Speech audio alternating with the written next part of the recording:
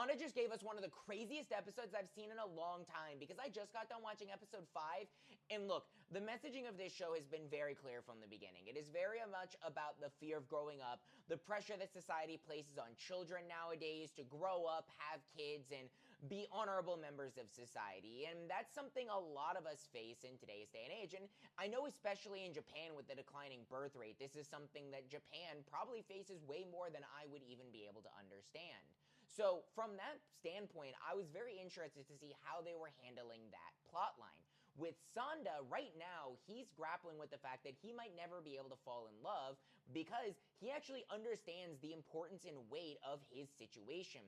He's not only a 14-year-old boy, he's also Santa, which doesn't just come with the responsibility to bring joy to all kids, it comes with it being an adult, which would make it weird if he just fell in love with a 14-year-old girl. So I actually really like how responsibly Sanda is handling that situation, even though it's leading to some issues that are going to have lasting effects because now the anti-Santa Corps has invaded the school and are starting to spy on Sanda.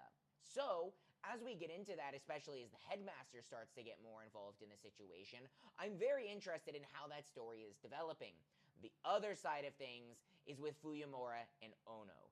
That story is also beautifully told from the perspective of Fuyumura struggling with her personal identity. Is she a girl? Is she a boy? Who does she want to love? These are all questions that some people struggle with throughout their entire lives, and especially at a young age when you don't have the support structure that you need to help work through those questions, it can be a really difficult thing that takes a huge toll on your mental health, which is what actually leads to Ono running away. And I think that that is a beautiful way of handling the explanation for where Ono goes. However, there's one specific scene in this episode that I have a really hard time grappling with.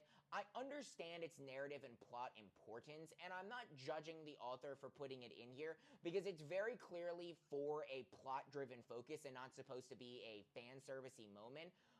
But watching kids do the things that they did on screen for as long as it was does genuinely make me uncomfortable, and it does make it, it's actually why there's no like images above this, because I can't show some of the things that happened in this episode, and that just leaves me a little torn because I am loving the way that Sanda is handling his side of the story, and I think Fuyumura also has a really interesting storyline going on.